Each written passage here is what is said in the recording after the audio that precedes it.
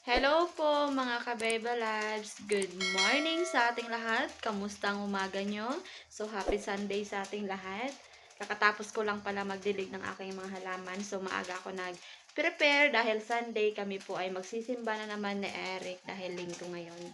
So, ako po ay magluluto ng aming umagahan mga ka-Beba Labs. Kailangan namin kumain dito kasi matagal pa yung aming lalakbayin or biyahiin kasi medyo malayo-layo din yung aming pinagsisimbahan mga ka-Baby Lives. So, ako po ay magsasangag ng kanin.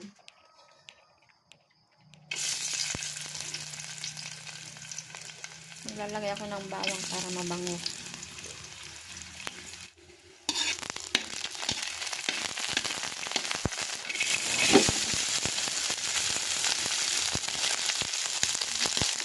Nilagay ko to kasi sa ref mga ka-Baby Lives kaya naka-plastic. Bahay. Kasi minsan, lagi kaming napapanisan.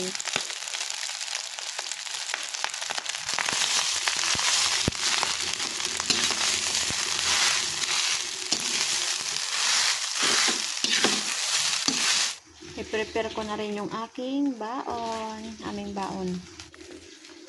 So, magbabaon kami para sa aming pananghalian. Para mamaya ulam na lang yung bibilhin.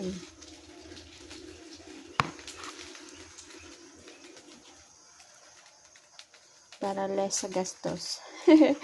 Kasi mahal din ng kanin. Isang 15 pesos. Kaya magbabaon na lang kami. Ayan. Kasi na to sa amin ni Eric.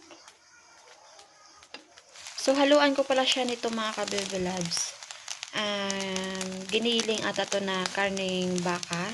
Binigay lang to sa akin kahapon na pinsan ni Eric. Yan, ihalo natin.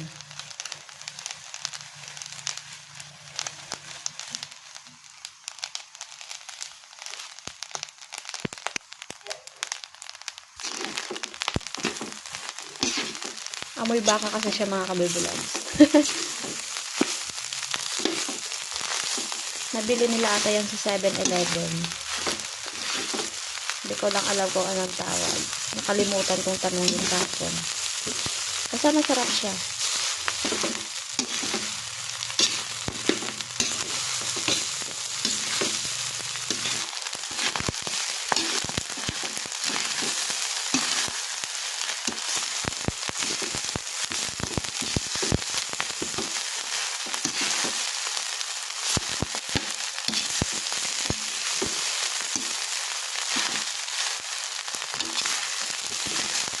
So, ang next ko naman nalulutuin mga ka-Baby Loves.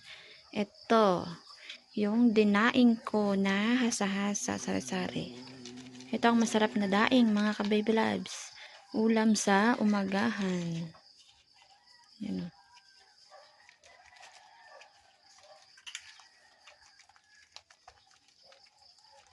Aray ko.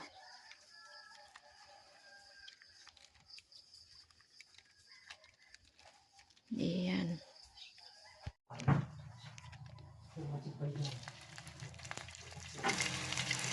Daing, mga ka-Baby Loves.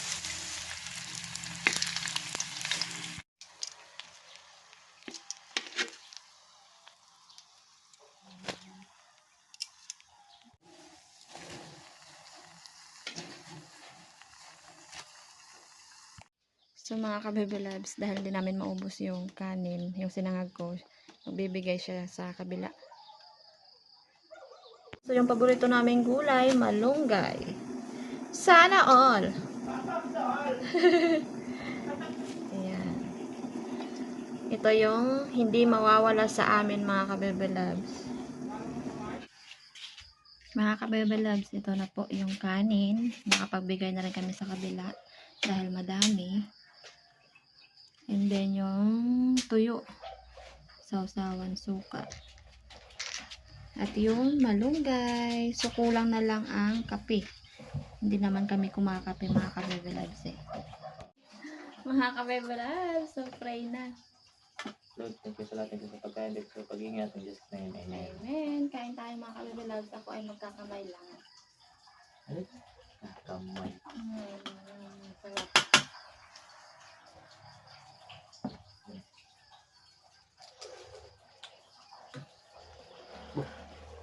Ano na? Sarap na. Malong enggak? Sana. Oh.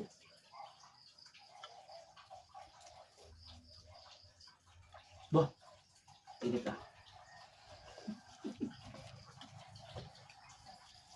Ganit? Overcook man. Hindi ko na-overcook. Pagod lang yan.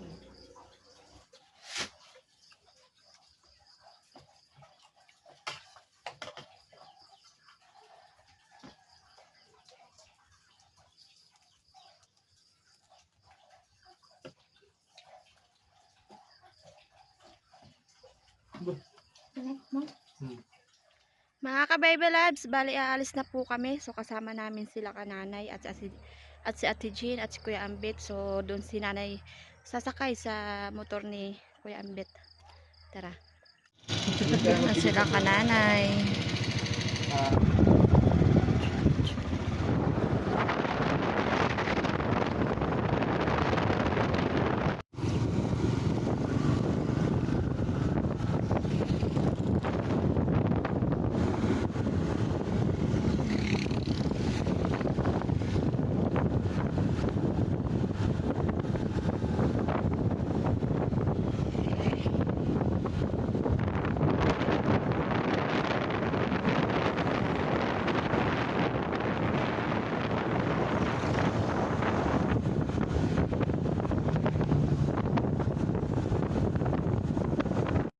Kakarating lang namin dito sa simbahan mga ka-Baby Lives. At ayan si kananay. Ayun. So tapos na po ang aming fellowship mga ka-Baby Lives. Syempre. Mga ka-Baby Lives, bali tapos na po. At ngayon ay uwian na naman. So kakain muna kami mamaya. Baby Lives, pakarga muna kami ng gasolina dahil mahal na po ang gasolina dito sa amin. Pataas na. At nag-stop muna kami dito mga ka-Baby Loves para kumain ng aming pananghalian. Ayan mga ka-Baby Loves, so kumakain na sila kananay. Doon sa kabilang table sila. Ito yung amin. Ito yung paborito ko. Ampalaya. Yan yung in-order ko mga ka-Baby Loves. Kain po tayo.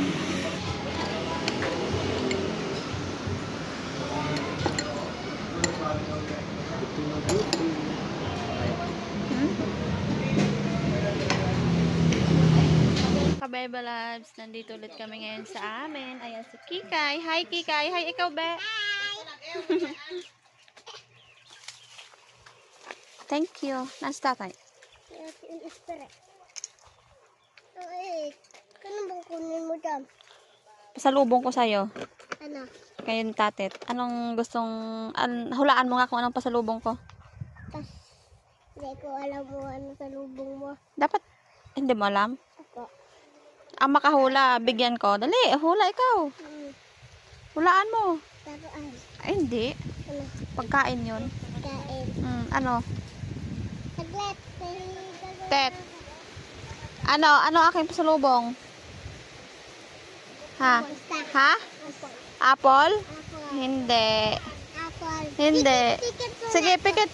Pikit ka dalawa. Pikit. Wait lang. Pikit ha? Pikit. Pikit lang. Apa. Kunwari mga ka-Baby Loves. Ito, bukse. Ha? Ano ata? Buksan mo eh. Ayoko. Walang laman yun. Kanin ang laman yun. Ano yan? Ano ba to? Ano yan? Ha? Tinapay. Wow. Hatik. Ha? Picture at text. Oh. Ito ang laman ay kanin. Kanina nagbaon kami ng kanin.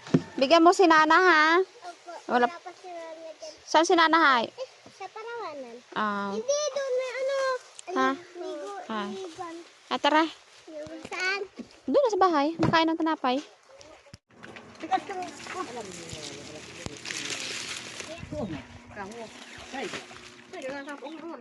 Saan galing ikaw? Galing sa bundok. Nagtingting. Tingting. May basto ba? So, meron daw si Nanang nahukay na ube, mga kabebe labs. Dungo na. Wow. Aba. Sarap yun eh. Napungod na rin kang.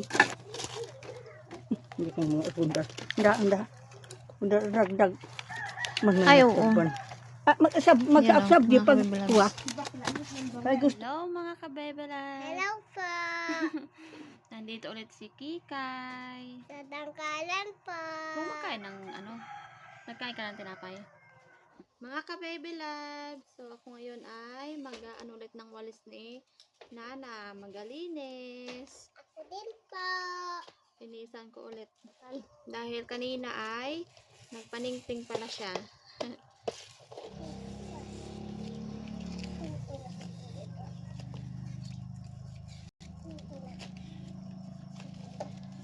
Mga ka-baby labs, kami ay pupunta ng bundok ni Nana. Kukuha kami ng buko. So, after namin kumuha, ay babalik na kami. Iwan ulit dito si Kika. Iwan ulit ako. Iwan dito ka lang, no? Dito lang kayo ni Nana. Babay na ikaw sa kanila. Bye-bye po. Bye-bye po. Ingat po sila kay Kikay. Ingat po kayo. Yun. Ito. Ha, kay Tungal. Ha. Ito ka. So, ipapadala daw ni Nana ang ube niya. May niyog. Mamburo sa bak niyog natin. Ano? Sa magalit na ate. Hindi. Kung alam. Ha.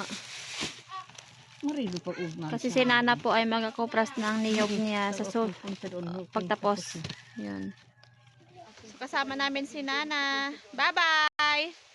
Bye-bye, Tet! Bye-bye, Kikay! Bye po sa inyo lahat. Alis na kami. Bye-bye. Bye-bye. Ingat.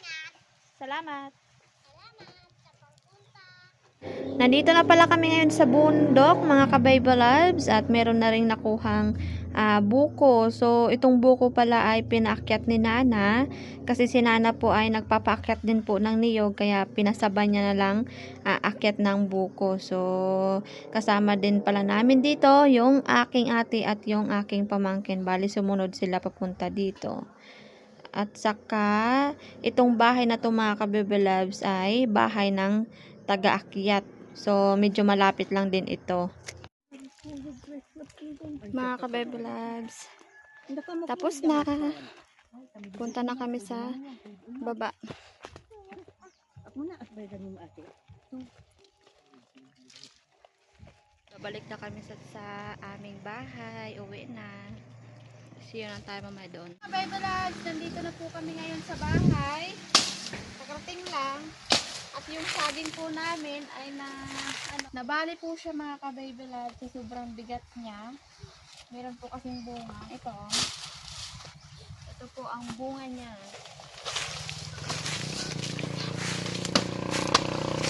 Ayan.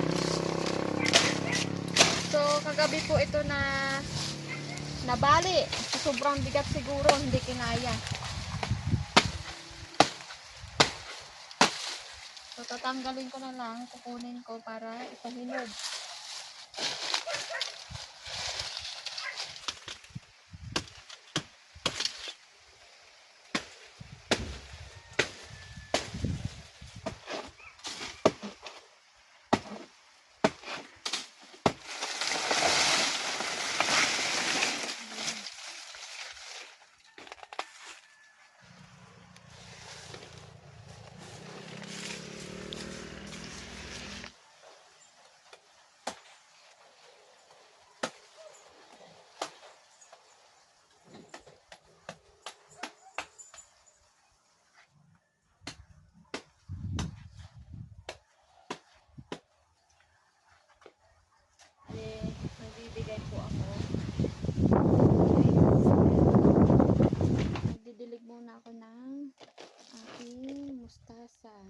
sobrang init, nagkaralanta na po siya mga ka-baby loves. Kahit kaninang umaga ay nadiligan ko dahil sa super init, tindi ng init.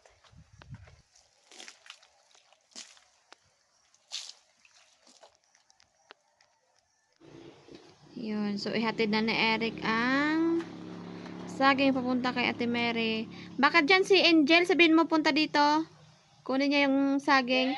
Ayan, oh, dalhin mo yung saging papunta sa inyo. Kaya mo? Ha? Yan, oh. Kaya mo? Kaya? Sige. Salamat, tita. Okay.